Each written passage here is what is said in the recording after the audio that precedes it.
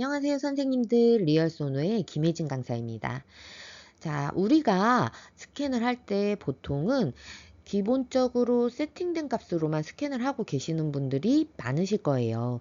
물론 케이스가 좋은 환자분들 같은 경우에는 기본적으로 세팅된 값으로만 스캔을 해도 이미지 퀄리티가 매우 좋게 스캔이 되죠.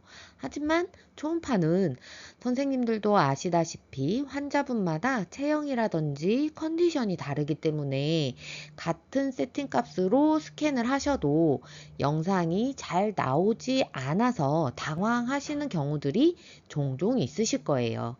자, 그런 상황에서 우리들이 좀 더 프로페셔널하게 퀄리티 좋은 이미지를 얻기 위해서는 이미지 조정을 반드시 하셔야 돼요. 그래서 오늘 강의에는 단순하게 우리가 스캔만 하고 이미지를 얻는 거를 넘어서 이미지 퀄리티를 높여서 스캔을 하실 수가 있는 핵심 파라미터들을 정리를 해보려고 합니다.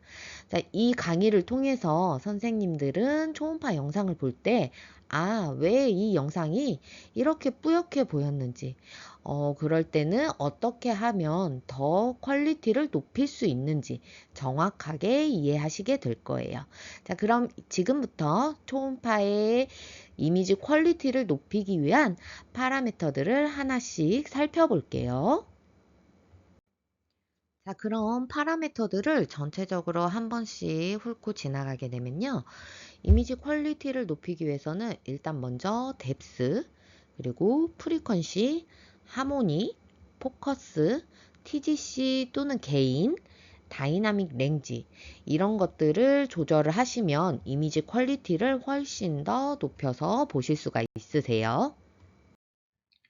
자, 포커스를 먼저 살펴보시게 되면 포커스라는 거는 초음파에서 빔이 나갈 때 일자로 나가지 않고 이렇게 모였다가 다시 퍼지는 형태로 빔이 나가게 되는데요.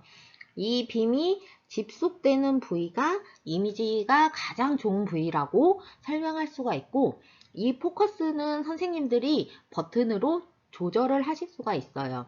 그래서 밑에 사진을 보시게 되면 화면에 보시면 이렇게 화살표로 되어 있는 게 보이실 거예요. 그쵸? 이게 포커스의 위치예요. 집속되는 위치를 나타내는 거겠죠. 근데 두 개의 사진을 비교해 보면 첫 번째 사진을 보시게 되면 안에 에코가 없는 언에코익한 시스트를 표현할 수 있는 거고요. 두 번째 사진 보면은 어때요? 메스처럼 보이죠? 하이포 에코익한 메스처럼 안에 에코가 차져 있는 것처럼 보이는 거죠.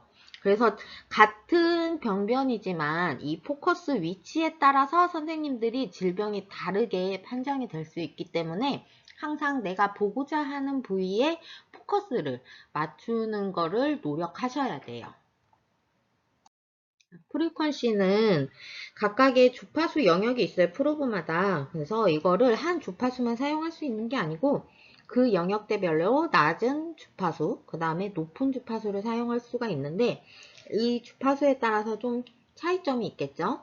로우 주파수 같은 경우에는 한 펄스당 길이가 굉장히 길어요. 1초 동안 나가는 펄스가. 근데 하이 프리퀀시 같은 경우에는 굉장히 짧죠.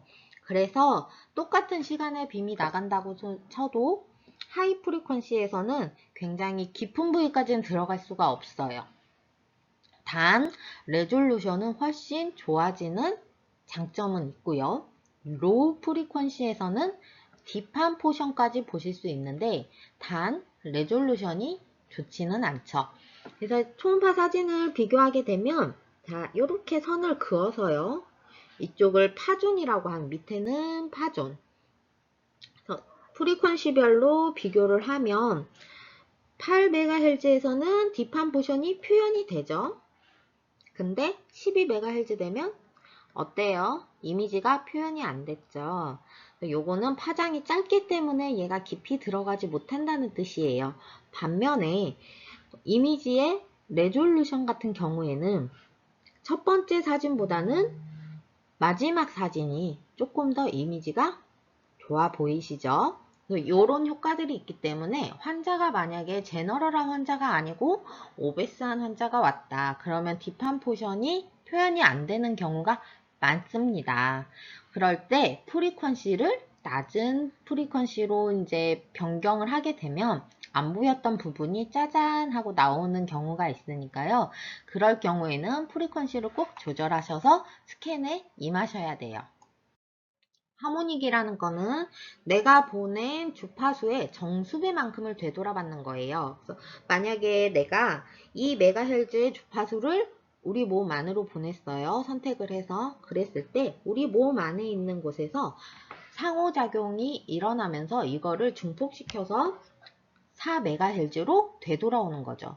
그럼 그 전 타임에도 말씀드렸듯이 주파수는 낮으면 낮을수록 페네트레이션은 좋아지지만 레졸루션은 떨어지죠. 반면에 프리퀀시가 높아지게 되면 페네트레이션은 떨어지지만 레졸루션은 좋아지는 효과를 가지고 있다 그랬어요. 그래서 초음파 사진을 보시게 되면 이쪽은 이제 하모닉을 안 넣은 사진이고요. 이쪽은 하모닉을 넣은 사진이에요. 두 가지 사진을 한번 딱 비교해 보세요. 그쵸? 하모닉 사진은 뭔가 되게 뚜렷하고 그리고 이런 시스틱한 구조물에서 좀 더 확실한 진단을 하실 수가 있죠. 하지만 하모닉을 안 넣은 상태는 뭔가 노이즈가 많이 끼고 아티팩트가 많이 껴서 정확한 진단을 하시기가 조금 힘들어요.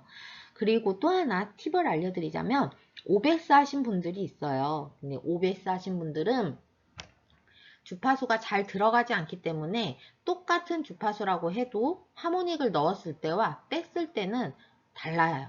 그래서 오베스 하신 분들 같은 경우에는 하모닉을 빼서 스캔을 하시는 게 좋습니다. 파존이 표현이 잘 되거든요. 그래서 그런 식으로 해서 선생님들이 스캔 실력을 조금 높여가시면 좋을 것 같아요. TGC라는 거는 전체의 이미지 밝기를 조절하는 게 아니고 각각의 뎁스별로의 밝기를 조절하는 건데요. 컨트롤 판넬에 보시면 위쪽 오른쪽 부분에 거의 많이 있어요. 그래서 이렇게 버튼으로 많이 표현이 되고요. 요거는 각각의 뎁스별로의 밝기를 조절해 주는 거예요. 그럼 여기 첫 번째 이미지를 보시게 되면 이쪽 파존이 굉장히 이미지가 안 보이죠. 근데 이제 TGC를 보시게 되면 이쪽 파존의 TGC가 똑같이 일렬로 가운데로 돼 있는 거를 확인하실 수가 있어요. 그래서 이거를 옆에 사진을 보시면 이렇게 바깥쪽으로 밝기를 좀 조절을 했더니 이쪽에서는 안 보였던 파존이 여기서는 잘 보이게 되는 거죠. 그래서 이렇게 뎁스별로의 밝기를 조절하실 수 있는 장비, 그 버튼이 TGC예요. 다이나믹 렌즈는 콘트라스트를 높이는 기능을 하는 거예요. 쉽게 말씀드리면 흑과 백의 사이에 차이가 많이 나야 콘트라스트가 좋다라고 얘기를 하는데 흑과 백의 사이에 그레이 값을 몇 개를 집어 넣을 거냐 이거를 선생님들이 설정을 해주시는 거예요.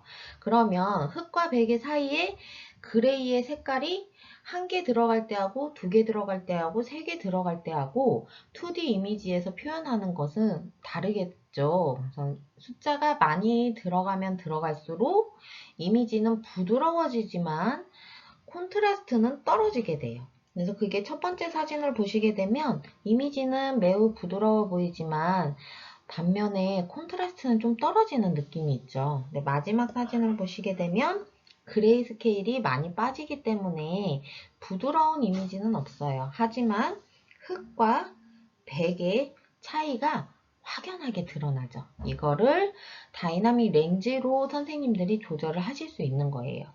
그리고 또 옆에 사진을 보시게 되면 이게 카로티드예요. 카로티드 안에 막 지저분하게 있는 것들이 있죠.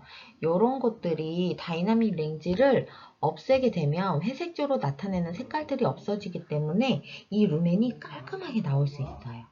그래서 우리가 다이나믹 렌즈를 낮출 때 사용하는 거는 컨트라스트를 높이는 장기들, 블레더라던가 GB, 베셀 이런 장기에서는 콘트라스트를 좀 높여서 그러니까 다이나믹 렌즈를 줄여서 사용을 하셔야 퀄리티 있는 이미지를 만드실 수가 있어요.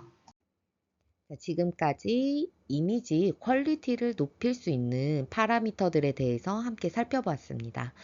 자, 우리가 세팅을 어떻게 조정을 하냐에 따라서 이미지 퀄리티가 훨씬 높아지고요.